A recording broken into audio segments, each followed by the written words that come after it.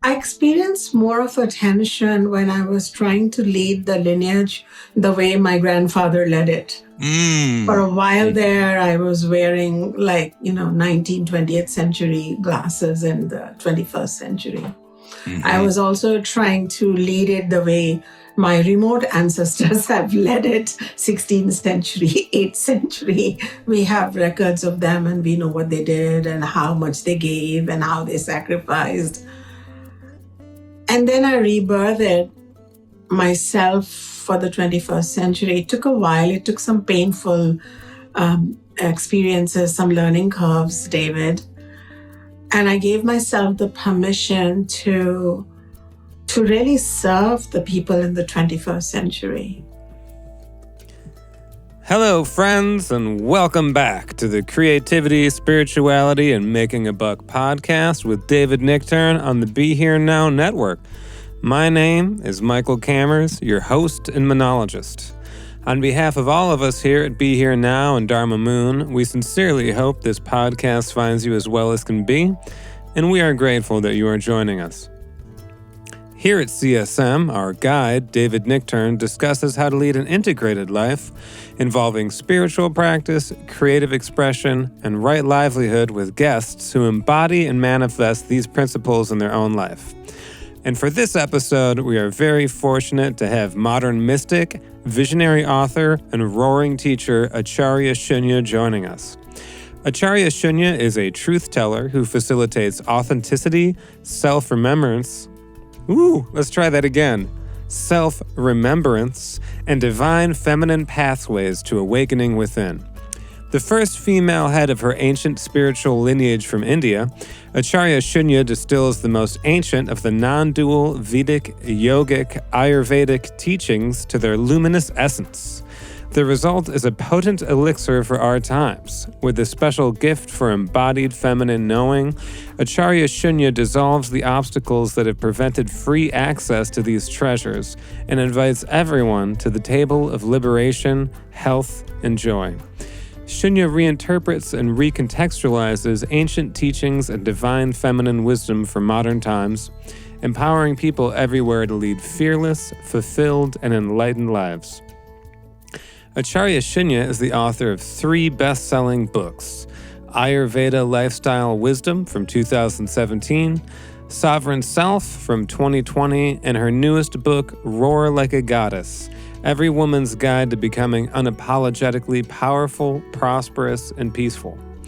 In this book, Acharya Shunya honors her progressive Vedic roots while breaking the shackles of tradition to bring modern-day women an inclusive, feminist spirituality. Acharya Shunya is also the founder of the Awakened Self Foundation, a learning, empowering, and awakening platform, as well as Vedika Global, a 501c3 religious not-for-profit, both headquartered in Northern California. All right.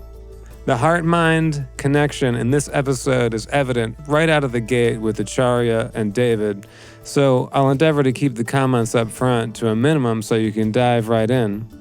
That being said, we want to share with you and invite you all to an evening on the Zoom platform with Acharya Shunya and David, entitled Beyond Boundaries. So please join us on Wednesday, April 19th, 2023, from 7 to 9 p.m. Eastern Time for a free online evening of exploration with Shunya and David.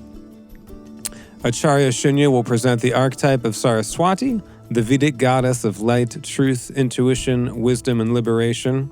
We'll explore how learning about this archetype can aid your spiritual path, integration of past traumas, and emotional healing. Understanding Saraswati's archetype can give students and practitioners a deeper understanding of themselves and their connection to the world around them.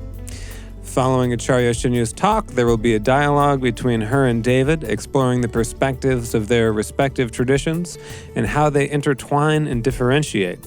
The evening will conclude with an open Q&A session. It promises to be a powerful and compelling exploration of the intersection between Buddhist and Vedic traditions. We hope to see you there. All right, How was reading that ad copy, everyone? I'm going to improvise this last little bit as the underscoring gets really nice and noodly with the guitars, including the guitar overdubs by our friend Alex. So yeah, if you like that, head over to dharmamoon.com. We always have lots of stuff going on. Also, if you like this podcast, we would like to thank everyone at Be Here Now for distributing and post-production. We are grateful to be a part of the Be Here Now family and encourage everyone listening to head over to BeHereNowNetwork.com to check out all of the amazing podcasts there for your edification and delight. And now, on to the podcast, episode number 41 with Acharya Shunya. Thank you. So, welcome back, everybody, to the Creativity, Spirituality, and Making a Buck podcast. I have a very special guest today, which is this Acharya Shunya. And I think we have quite a lot of ground that we're going to be able to cover together. But first of all, I just want to welcome you and say thank you so much for coming on the podcast. We appreciate having you here. Thank you for having me, David. Thank you. Yeah. And we haven't met before, but we have mutual friends that are wonderful people. And so if it's okay with you, I'd just like to explore a little bit with you your very diverse background and also very deeply rooted traditional background, but also clearly that you're, you are meant to be born in this crazy time that we're in right now to kind of guide people using some traditional teachings and bringing it into the contemporary landscape. So let me ask you first, what does Acharya Shunya mean for people who don't know? Shunya is my name, which means infinity. And Acharya is the title given to an ordained teacher, someone who has mastered not only the practices, but also the scriptures of a given lineage. And I am the Acharya of my lineage, the first female Acharya and the first to teach in the West. Which is an incredible hot seat to sit in, I would imagine, at times. It's a hot seat, but I navigate it by just being me. That okay. helps. Yeah. Yeah, it's a hot seat, but I navigate it by just being me. That's going to be a quote we'll pull from this for everybody's benefit. So of course the Acharya is, a master teacher. And, in our Buddhist perspective, Shunya has probably translated two different ways. One would be infinite potential and the other be emptiness. Is there any connotation of emptiness in there as well? Completely, because that ultimate reality, which in the Vedic tradition is known as Brahman and in the Buddhist tradition is known as Shunyata, is beyond form. It transcends form. It transcends anything that is manifest because it is the holder of that reality. And that's why that emptiness is pregnant and potent with possibility. But because I'm a Vedic teacher, I gave you the more Vedic explanation of it. But absolutely, from time to time, it really helps to know that I embody that divine emptiness. Yeah. Yeah. So that's something that, sometimes people in the West have a little challenged wrapping their minds around the notion that something that is not to be grasped by the conceptual mind also has a vast expanse and opportunity to manifest anything. One of my Chinese teachers expressed it as their translation is vast expanse. Beautiful. Yeah. So emptiness, don't you think sometimes gives people the wrong idea, right? Yeah, I think that's why we have words like shunya, shunyata, dharma, even karma. It takes a lifetime to understand the real connotation of these words. That word packs so many meanings. And then based on our consciousness, we are able to understand the depth of that word and that emptiness that the Buddha talked about, and the emptiness that the Upanishads or the ancient Vedic tradition talked about, where they said neti, neti, neti, that ultimate truth is not this, not this, not this, not this. There was this desire to transcend form into formlessness, transcend the sensory understanding of world into a trans-sensory understanding. And for anything to manifest itself, shunyata or emptiness is a precondition. In fact, there is an ancient verse which says, and I'm going to chant some Sanskrit, but I'll explain it for those who are unfamiliar with this. But it says, Prathamam shunyata bodhim, dvitiyam bija sangraha. So first comes emptiness. Only then in that emptiness, which is potent from divinity and spiritual consciousness, comes the seed. And then that seed becomes sound, and that sound becomes form. So it goes on like that. And to understand shunyata and to give shunyata the status that the Buddha did is really representative of beginning with consciousness and then moving on to form, really. And I'm very proud to be bearing this name. I had a sister, she's no more, but she was elder to me. And my guru, my grandfather, who was also my grandfather, gave her the spiritual name Purna, which means fullness. And he gave me the name Shunya, emptiness. Then my father came along and gave us school names, because you don't use spiritual names for your worldly vocations. And my sister's name was Prachi, which means the eastern direction. And interestingly, he gave me the name Pratichi, which means the western direction. So here I am teaching the true teaching essence of Shunya, being Shunya in the West. Perfect. You were raised in India then? Yes. And when did you come to the United States? I don't remember the exact age, but I think I was 30 or 31 when I first arrived. Yeah. With my partner. And all I knew was that I have to just be myself and represent my lineage. Yeah. And slowly it happened. That's quite a dynamic duo, representing a lineage and also being yourself. I've felt the tension between those two more than once. Is it ever a feeling that is a process of trying to resolve what those two things mean together? I experienced more of a tension when I was trying to lead the lineage the way my grandfather led it. For a while there, I was wearing 19th, 20th century glasses in the 21st century. Mm-hmm. I was also trying to lead it the way my remote ancestors have led it, 16th century, 8th century. We have records of them and we know what they did and how much they gave and how they sacrificed. And then I rebirthed myself for the 21st century. It took a while. It took some painful experiences, some learning curves, David. And I gave myself the permission to really serve the people in the 21st century. So I have removed some of the structuring around it. And then I had guilt in the beginning, like, am I a worthy Acharya? Can I change even one thing? And then I went into, of course, I can change everything as long as I keep the essence of the light, the essence of the Vidya, the knowledge, pristine. But then how I show up for it and how I do an Instagram on live wearing my jeans and kurta, or, what do I do with my body being to be part of the 21st century fabric was important. And I'm still figuring it out. I'm not fully there, but the process of greater comfort and ease has begun.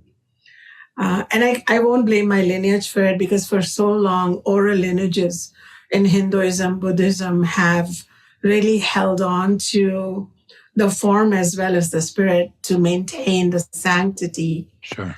And then I'm in 21st century California. I'm a married woman. I'm a twice married woman. I'm a mother. I teach in universities as much as in satsangs. Who am I? And I have to go back to the emptiness of rebirthing myself. How eloquently stated. And I think many people will resonate with this because people are looking for something with some roots. In that movie Avatar, the trees and the roots are just floating in the air. That's what Western culture sort of feels like sometimes. There's no roots in the ground. And so people are looking elsewhere for the roots in the ground. But then they can't identify with the culture that was the container for it at that time. So particularly like in our Sangha, Dharma Moon Sangha, many of the younger women are looking for, which is why I think this conversation could be so vital for right now. How do they tap into the traditional Buddhist wisdom, but not import the cultural envelope of exactly what you're talking about, the patriarchal context of it, which is disempowering to women, and there's no two ways about it. You can fudge it. You can sort of say, oh, but there were these great, Padmasambhava had these great consorts and whatever. There's no way not to acknowledge the fact that going backwards, that the cultural envelope is going to be completely different than what it's going to be going forwards, and that's just the way it is. And then when I agree, and then when I explore how my grandfather led his sangha versus how Shankaracharya led his sangha, there's already a difference in culture from 8th century to the 19th century. Sure. And then even prior to that, my great-grandfather's sangha was even different from my grandfather's. Sure. And then when we go back to the Acharya Samhita, when we go back to the scriptures that inform acharyas to be acharyas, we come across this purport that you must address the sensibility of the era in which you are born. Like we have the concept of yugas or epochs in which consciousness is dark or light-filled or in between or crazy like in Kali Yuga. And an Acharya, our ancient rishis, Vasishta was born in Satyuga, and I am born in Kali Yuga.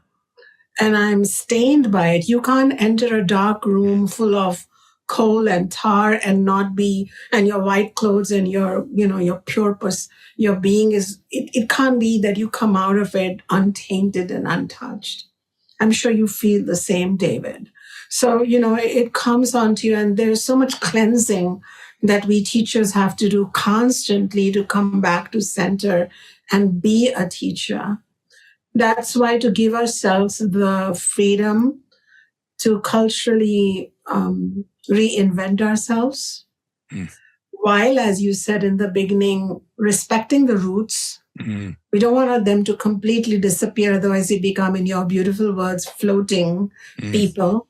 We don't want that. We want to be informed by our roots, but we should not put a limit to where we are growing. Yeah. I'm not going to do that anymore. Khyaibat, that is so awesome. Really, so well stated. And I know from my experience of working with these things that there's a tremendous resonating pool of recipients for this kind of approach.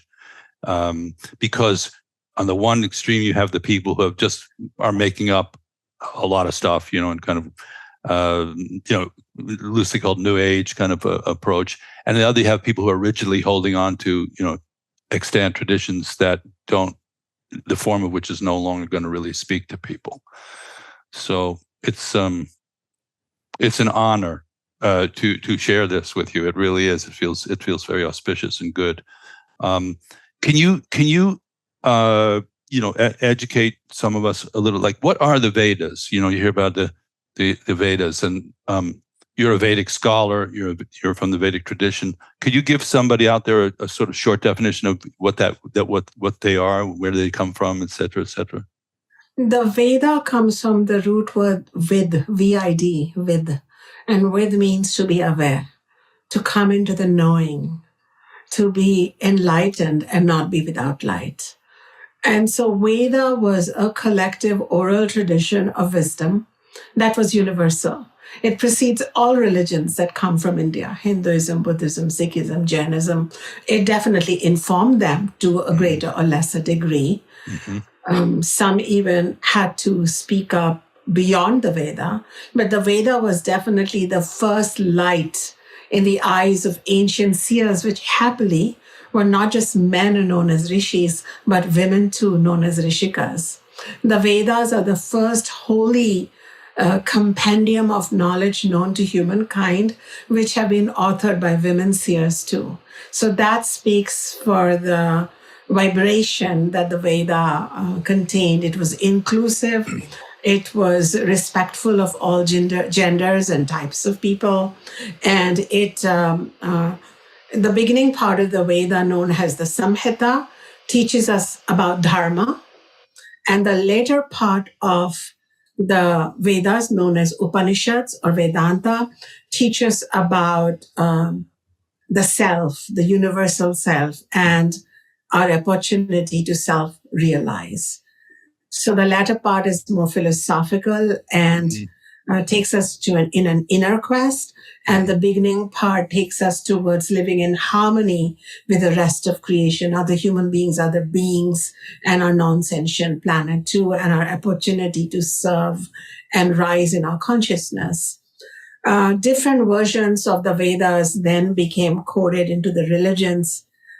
And the current day Hinduism, while it holds the Veda in its belly and that informs its vision of inclusivity in terms of God consciousness, but the lot of rituals and even the deity worship that is popular in the current Hinduism is not present in the Veda.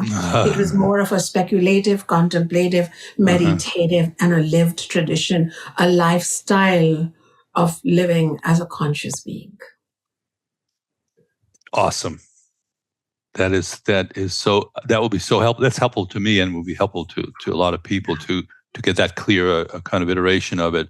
And how far back are we going in the scale of human history and were they spontaneously arising? Was this something that just emanated from human life and society, or was there some key person who kind of iterated it first and then and it took hold?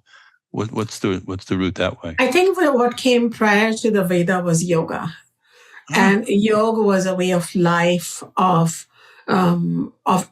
elevating our own consciousness. Yeah. Like, towards the bodhisattvas in Buddhism, we have that. So that imperative, known by different names, was pre-existent in India. And the India I'm talking about included Afghanistan. It included present-day Pakistan, Bangladesh, Sri Lanka, all of that. And maybe parts of China, I don't know. But there was this impetus to know. And so there were these yogis and yoginis who knew. And they were known as, the rishis were known as mantra drishta. They saw in their inner eye the mantra, the knowledge. So it was channeled knowledge. And that is why the rishis are not known as authors of the Veda, but seers of the Veda. They have seen it. They've seen a higher reality. For example, when the Veda declared Vasudeva Kutumbakam, the world is one family. This is way before airplanes and knowing that there were more countries and other things. They declared the world as one family. They knew from an inner eye that there were people who were diverse in how they looked or how they prayed or how they mated, but we are one. And this knowledge was seen through the inner eye. And their utterances were initially transmitted verbally from a knower to the one who wants to learn about it, the learner, the master, the disciple. And at some point, they became written, compiled on palm leaves, then printed on books, then translated in different languages. And today you can find them with a click online and download them from anywhere. But they are hard to interpret because the Sanskrit before Sanskrit was systematized. It's like the ancient Sanskrit, ancient language. It requires then scholars to break apart every word, understand it and understand the essence of it. Yeah. Are we going back 5,000 years more? Oh, yeah.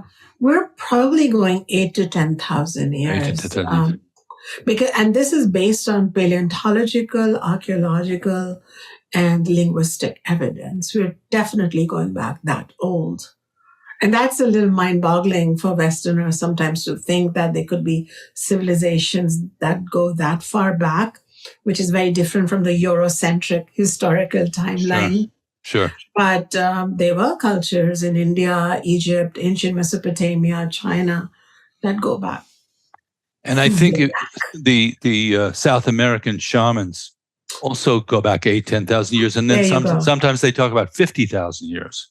They do. They do. So, obviously it's prehistoric in the sense of not having written documentation about it, right? Yeah. Yeah. This is the thing that it makes me think of right away is like, Buddhism, as you know, is very lineage oriented in its purest form. There's teachers and students, just the way you've been talking about, going back. My teacher was Chogyam Trungpa Rinpoche, who is Kagyu lineage of Tibetan Buddhism. We trace the lineage back to about 800 AD, of course, back to Buddha. But in terms of the iteration, of course, it emanates from India and a great yogi named Tilopa. Who is a number of people lay claim to Tilopa as a source code. And in the tradition, it says, oh, well, you need to have a teacher, and to practice in the Vajrayana tradition in particular, the teacher-disciple relationship is extremely important. And then you go back, teacher, you get back to Tilopa, and he's a crazy yogi, Mahasiddha type of character, who supposedly had spontaneous realization, from Sambhogakaya realm. And so it seems that when you were saying that the rishis channeled this information, that seems to be a through line of the awakened information being already embedded and accessible to anybody, whether they have a teacher or not. Wouldn't that be sort of implied in that? It's implied in that, but these teachers also had teachers. It is said because in the Satyuga, or in the epoch of light, when the Vedas were first received by human seers in their mind, in their inner eye, the distinction between the human loka and the godly loka and the divya loka was not there. Like we could transport from one realm to another and have these common stories where humans, beasts, and gods and goddesses intervened. And so the Veda was said to be with Brahma, and then was then taught to different godly figures like Daksha Prajapati, etc., which were intervening mid-figures, and then it was taught to the humans. So there was never a recognition. Okay, let me backtrack. If there is ever a recognition of a spontaneous awakening, then it is deduced by the Vedic tradition, just to be clear, that this person must have received teachings in a previous lifetime or two. And as a result, they are now ready. Yeah. So there is never a sidestepping of being a qualified person who is changing their consciousness, because consciousness to begin with is so gritty and so muddy. And to be truthful, David, when I wake up very early, and I come sit in front of my altar of my guru and the gods that I'm used to connecting with, and I light a lamp, and for a while there, my mind's so busy, chat. And then after a while, it quietens down, and then it goes inwards, and then I receive something. And it takes a while, even for an advanced practitioner like me. How can an ordinary person have a spontaneous awakening? And if they do, then the Veda says, let's take them seriously. If they are really speaking the truth for the benefit of all beings, then they have done their work. And that is why the Buddha who didn't have a specific teacher to teach him to be the Buddha, but was a self-enlightened one, was then included into the Hindu pantheon of gods. He's known as an avatar now for us. Right. But we recognize him as a ready soul, and that he finished his work as a prince, and then he closed his eyes to open them for the final time for the rest of us. So we feel like his preparation was happening. And for a young prince to have such mature insights, this is not an ordinary prince having a wow moment. So that's our worldview. It may not be a perfect worldview, but we recognize a journey somewhere along the way. My son Ethan, who's also a Dharma teacher, says that by today's standards, if somebody looked at the story of Buddha, and even modern psychiatrists like somebody like Mark Epstein or so, would say, well, he was kind of a deadbeat dad, wasn't he? He just slipped out the back on his family. Yeah. But they don't understand the whole concept of personal sacrifice for greater good. People don't, an ordinary Western mind doesn't understand that. Yeah. So you are, you tune your radio to certain frequencies. As I talk to different people, it seems almost like everybody has a channel on some kind of radio that's communicating a specific kind of messaging or a particular message. So in the exposure I had, I listened to your podcast, which I'm going to really recommend, and maybe you'll tell me different, but as a sort of somebody wanted to get an introduction, the Roar Like a Goddess episode from your Shadow to Self podcast. I listened to it last night, and it seemed seminal in terms of like just this. I felt like I'm getting the essence of your current message, and it also referred to your book of the same name, which came out in September maybe or so. Yes. So it's still fresh off the press for everybody, and it seems to have that quality of this is what I want to say right now, and I'm getting up on the platform and I'm proclaiming this. So I wanted to invite you to like talk a little bit about roar. How does a goddess roar? Can you show us? Yeah. How does a goddess roar? David, I'm going to step back and tell you that I grew up in goddess stories from India. Mm-hmm. The Vedas, which we've already introduced, were inclusive of the divine masculine, the divine formless, mm-hmm. transcendent, the divine masculine, divine feminine, and the divine in between. So we have the concept of Ardhanarishwara, half masculine, half feminine God, mm-hmm. which is an ultimate God. Yeah. So that was really beautiful. And growing up on goddess stories, and then when I went into the scriptures to myself, once I became able to go into the scriptures, I realized that the goddess Durga and others, when they went to battle, they'd often have a glass of wine with them. And then between sips of wine, they would make these roaring sounds because the Durga rides a lion or a big cat like a tiger.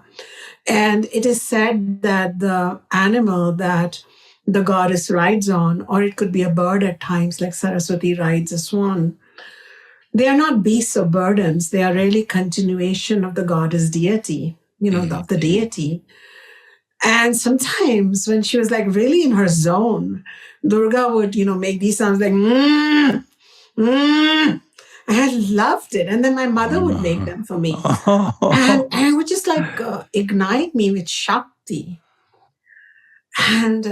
And that's why I brought in the roar of the goddess. Like the goddess is not just making polite conversation. She's roaring. And then, of course, I went on to connect it, which happened in my life. And we talked a little bit about it, finding your own voice. Like even as an Acharya, I had to find my own voice as a 21st century feminine citizen of planet Earth, where there is still hostility towards my gender and towards hostility towards a lot of people with non-binary fluid genders for whom I feel this intense pain. I felt like roaring could be compared to owning that voice and refusing to change it or soften it or change its timbre or quality or make it seductive or manipulative or cute or nice or polite or, in any way different from what you really wanted to sound like today in this moment. And that began the journey of Roar Like a Goddess. And I had worshipped goddesses as a girl who had been born in a Vedic Hindu family. We have a temple in our ancient home of the goddess. And so I grew up with the goddess and worshiping her and making garlands for her and all of that. But now through the book, I wanted to bring the goddesses down a few notches. And I wanted to elevate myself and my kind a few notches up so we could have a union. So I guess there was that aspiration to walk and talk and mate like a goddess for myself. I didn't want to just be a worshiper. Yeah. And so that is how this book was born. And right until I started writing it, I had no plans for it. You can plan a book and you can plan what's going to happen. And on a specific day during a goddess festival, I had something that happens to the Vedic people. I have to write this. And I started writing it. And in 4 months, I completed the manuscript. The publishers loved it as it is. And it's making waves. And it's on Sounds True. Is that the publisher? Yeah, it's published by Sounds True, though it's selling everywhere as an audiobook and as a regular book. And did you read the audiobook yourself? Yes, I did. I'm so glad you did that, because that's one of my pet peeves these days, is having somebody else read the audiobook and then they mispronounce some of the words and you don't get the it's like a way to meet the author, That's what happened the first time. I was so disappointed with the final product. So then I made a deal with my publisher. Either I read it, my Indian accent and all, or there's no audiobook. There you go. Well, the Indian accent is gives it as the other half of my life being in the entertainment world, that's what makes it a hit. Sure, yeah. That's the spice, I think just meeting the author, no matter what accent, Absolutely. Indian, European, Native American, just being yourself and saying it made a difference. And then when I was recording it, I was crying and being fierce at the same time. So that was amazing. Crying and being fierce at the same time. I know Michael Cameras, who edits these podcasts and will give us the intro and the outro. I know he'll grab that line. I was crying and being fierce at the same time. That's a real warrior right there. Yeah. That's a real warrior right there. But something I maybe you'll enjoy hearing about is that as a modern acharya, or as an acharya of an ancient tradition in the modern times, I coined a term for myself, and it's called enlightened vulnerability. Mm-hmm. Because I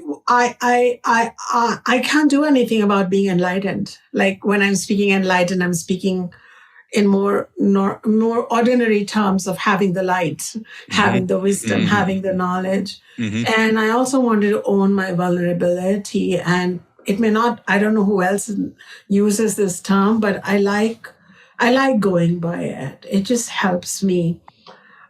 Because I didn't have any male teachers ever show any vulnerability. Ever. Wow. Yeah. That is so deep. Yeah. Why didn't they? It's the masculine way of being powerful. They don't know this, but look, as you've been studying Buddhism and me, the Vedas, we have become more powerful. We don't cry over spoiled milk that much, so we are less vulnerable. You'll agree. I can take big hits and I'll be kind of fine. I had a huge following on Facebook and it was hacked and we lost the Facebook. And a few days later, I was in India and somebody asked me, hey, I can't find your Facebook. I said, oh yeah, it was hacked. And they're like, we've not noticed a single brow of discomfort on your face. And I'm like, it's gone. again. So that, that enlightenment happens. Well, that's the fierce part, right? That's the fierce part, but we're still human. Yeah. And but my ancestors never showed a single emotion. All my scriptures don't show vulnerability. My entire tradition does not show vulnerability. And here I was feeling vulnerable, and as a result, thinking there's something seriously wrong with me. And my guru chose a wrong acharya. Oh. Mm-hmm. But gradually, I realized that that's why he chose me. Yeah. Yeah, I mean, at least the way I studied the in Buddhist Tantra, the feminine principle is extremely important. And I've even resonated with something you said about the non-binary, because the imagery at that level is non-binary, or it's co-binary, or however you want to talk about it, integrated binary. And there's a friend of some friends of mine out in LA who's sort of a very well-known non-binary thought leader. And I wanted to talk to them and say, have you explored this aspect of the sort of cosmic traditions in which these representations are sort of intermingling in very unique ways compared to like how a Western person would think about gender already. But it never came all the way down to the level of manifesting, so that it's true that some of these great Tibetan Buddhist masters, you look at their face and it's got equal feminine and masculine energetic in it. And they're, in some cases, they're celibates, so they're not really playing in that swimming pool at all. But it is, there is a kind of bias at the earth level towards the masculine container, and it's outdated. And it can't survive that way. That's just my personal feeling about it. And people have to be kind of curious about it to begin with, which there's a lot. That's a great part of what's going on now. There's a lot of curiosity that's being generated. But my notion of masculine, just put it on the record, is it's not about showing a stiff upper. There's a concept even in European culture of a gentleman, or somebody who's a gentle person and who has a strong sympathy or empathy for other people. So I think we might be talking about the toxic aspect of masculinity. Would you say? Perhaps, but there is also this norm in the Vedic tradition, especially in the tradition of Jnana Yoga, or the path of knowledge, where it's a bit more heady than heartfelt. Mm-hmm. It's a bit more using our own discernment, using our own ability to see through things, dissect them, lay them apart. And as a result, there is the vulnerability kind of dries up in the process. And I have to say that the enlightened part of it just grows and grows and grows. But if there was vulnerability, it was handled through meditation or prayer, or maybe weeping in front of your deity is totally okay. Right. And weeping in front of your guru is okay, but not generally being vulnerable. Whereas I kind of hung out I'm like, I'm enlightened, but I'm vulnerable. Here you go. It's like, I changed that. I flipped that. Yeah. And maybe because I'm a woman. If there had been more women along the way, this would have happened sooner. I think you're right. It's going to change now in my lineage. Yeah. I'm enlightened, but I'm vulnerable is like, as somebody who's grown up in the music business and the record business, I say it's a hit. Thank you so much. I can't wait to engage with you as an artist. You're so much fun already. Yeah, I mean, the message, the way you're framing it is exactly what I see coming through so many portals right now. There's a certain amount of, wrangling of it and trying to juggle who's doing what to who, kind of in historical blame and stuff. But I think if you look ahead with the eye of, the wisdom eye, it can't go any other way. It can't. It can't. It's already happened on some level of reality. This is where we're going. And so it's great to be in a Sangha or a learning group where people can experiment with forms that represent what you're talking about. And that word experiment itself was unknown in an ancient tradition that has figured itself out. Mm-hmm. The older the tradition, the less the experiment. But that's interesting. Yeah, we have a process of teaching. We have a process of knowing where an aspirant is in their consciousness. It is so held, the process. So, because we've had thousands of years of looking at the same thing, looking at the same journey. It's a science of self-realization. It is not just it's anything else now. Mm-hmm. But yet, when we bring these ancient traditions out of their natural ecology, out of their natural climate, and we are talking to 21st century people, not just Westerners, but even Indians who are distracted by movies and cricket and whatnot and material endeavors, we have to then be able to experiment. Otherwise, we lose the entire tradition. You know that in India, very few people understand the deeper teachings of the Veda. They don't. It's like 0.1%. Right. And these teachings are getting lost, and they're being replaced by the New Age version of Hinduism and the new breed of pop gurus and all of that, which is its own phenomena, for better or for worse. Yeah. Yeah.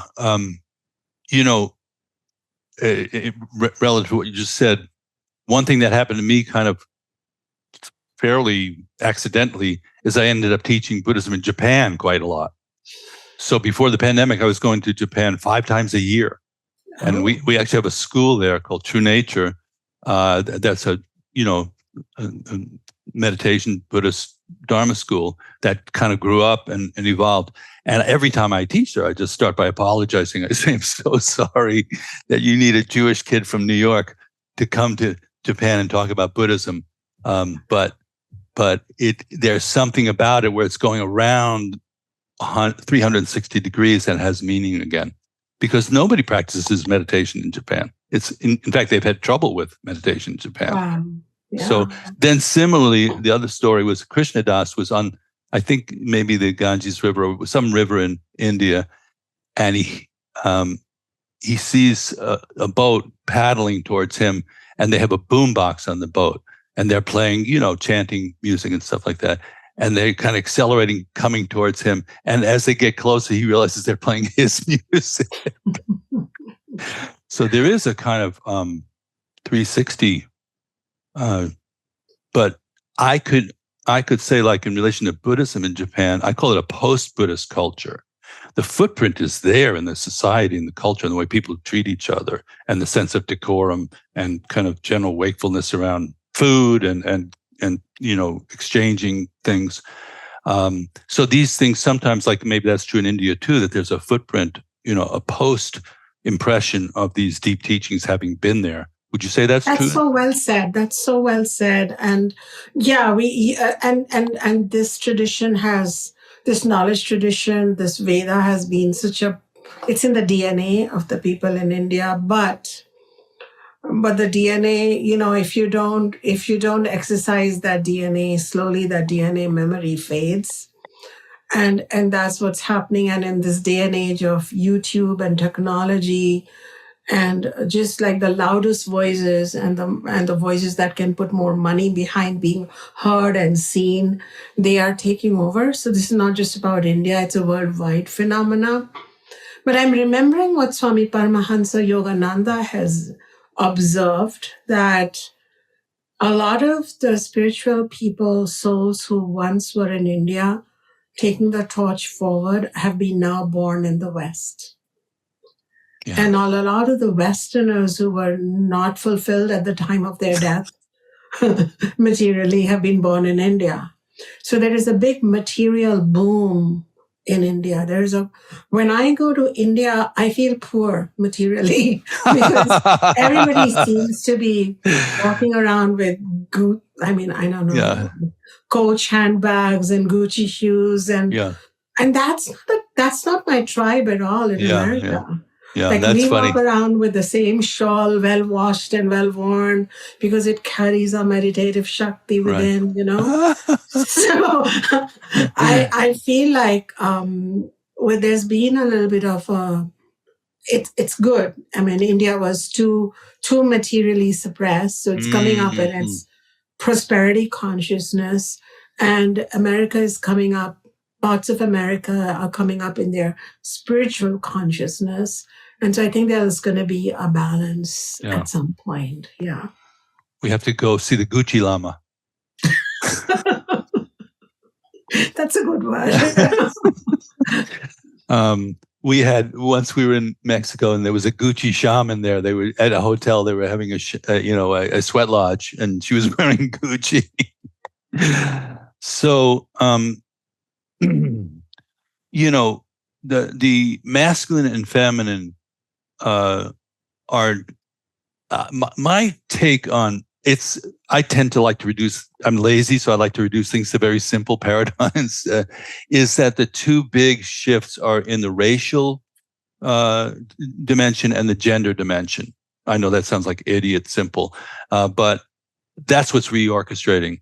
And so in these systems, as you mentioned, there is a notion of there's the unbaked, unformed, which we would call Dharmakaya, the kind of realm that's beyond distinctions and beyond concept. Then it sort of trickles down to what we in the Buddhist tradition call the Sambhogakaya, which is the more the realm of representation, but at the energetic level and emotions and wisdom energies that are not completely corporal, the deities, and then it comes down to the Nirmanakaya, or the level of complete physical human level of manifestation, and really the job is to achieve alignment of those three realms. As far as I'm concerned, that's if it doesn't come all the way down to Nirmanakaya level, then I know people like this. They're extremely invested in the spiritual equations, but you look at their earthly existence, and it's not really that synchronized, and it doesn't reflect that level of wisdom. So at the Sambhogakaya level, you do have the masculine and feminine beginning to represent as sort of more abstract concepts. So are you at home with using some of that to try to figure out who the heck we are in terms of our now manifesting on earth level of gender? I mean, do you see people as manifesting both genders, both types of wisdom, both types of energy? Yeah. The Vedic wisdom is the latter part of the Veda. The Upanishadic wisdom is about the non-dual consciousness that transcends gender and form. It's boundless, nameless, and undifferentiated consciousness. And that is the goal. But when we come into form, we have the concept of that same consciousness coming into a deity as Ishvara. We call that ultimate deity as Ishvara. And then Ishvara can take many forms as Ganesha, Lakshmi, Saraswati. And these gods and goddesses are cosmic housekeepers.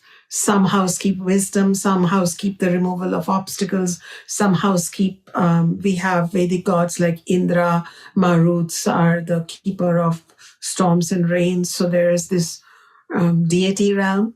And under that, and in that deity realm itself, in Ishvara realm itself, Ishvara is kind of beyond gender, but then we see masculine and feminine and mixed gender deities and deities that also transcend different, they show diversity of form.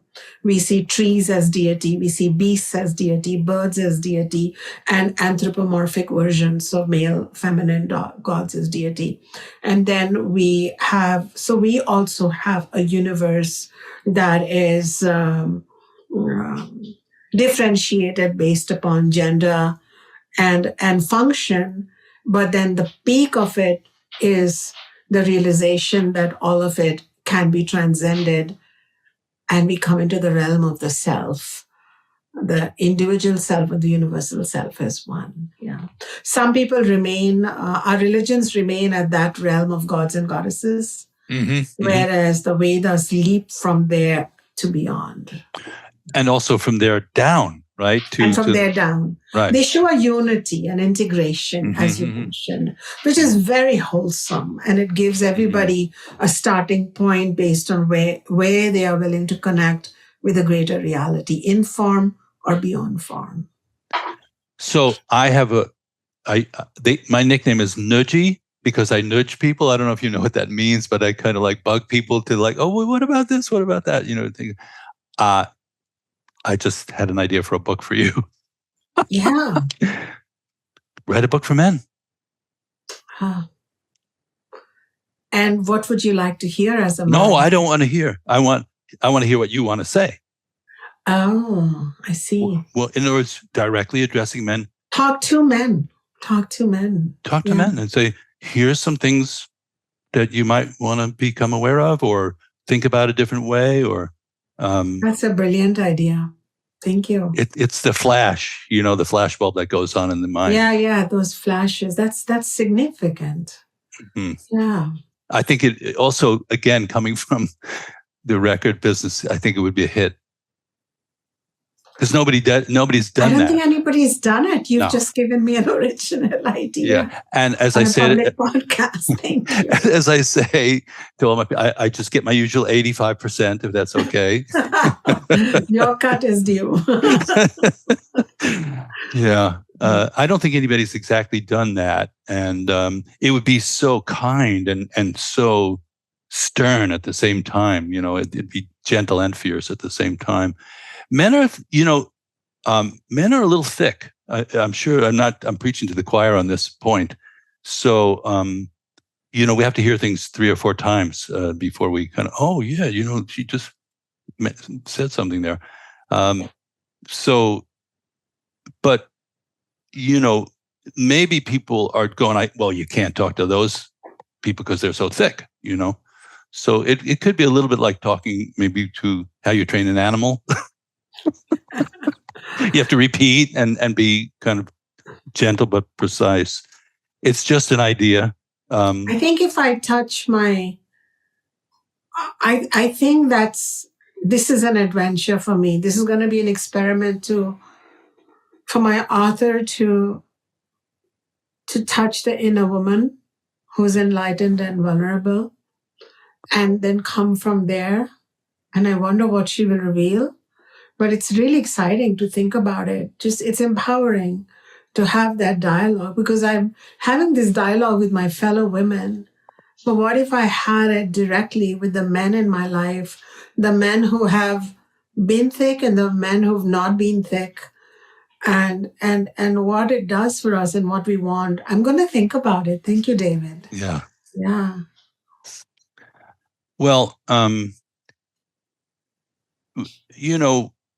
short time, there's an old bluegrass song, Short Life of Trouble, and probably everybody refers to the finiteness of our time. And I'm particularly aware of it because, I'm really going on to the back nine, as we would say in golf course, So I'm thinking about legacy a lot these days. I'm thinking more about the people who come after me than I'm thinking about what my role is at this point, personally, or what I could accumulate. So, what would you like your legacy to be as you begin to look forward? And, I had a conversation with a friend of mine the other day. I said, he was looking for his next creative project. I said, well, you have a 4-year-old son.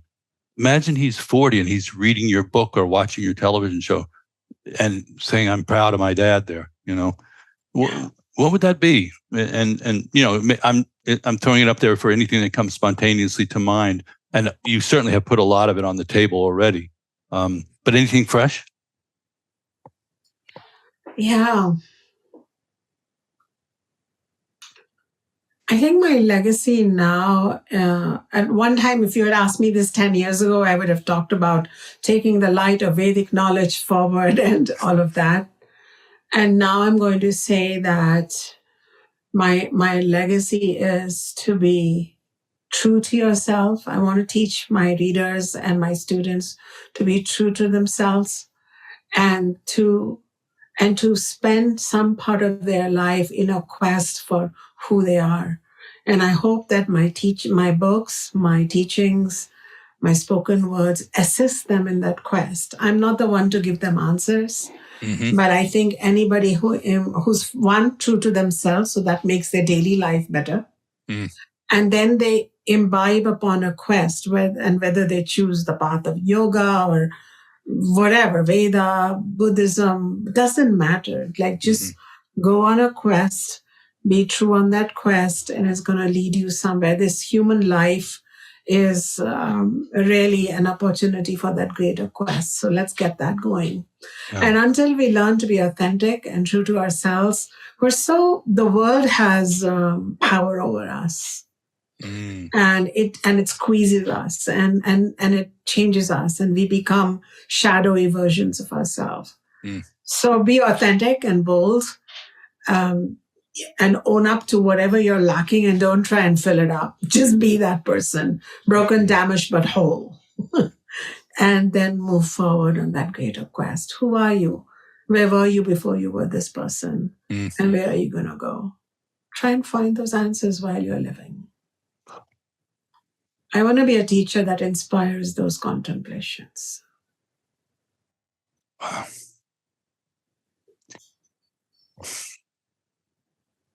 Yeah.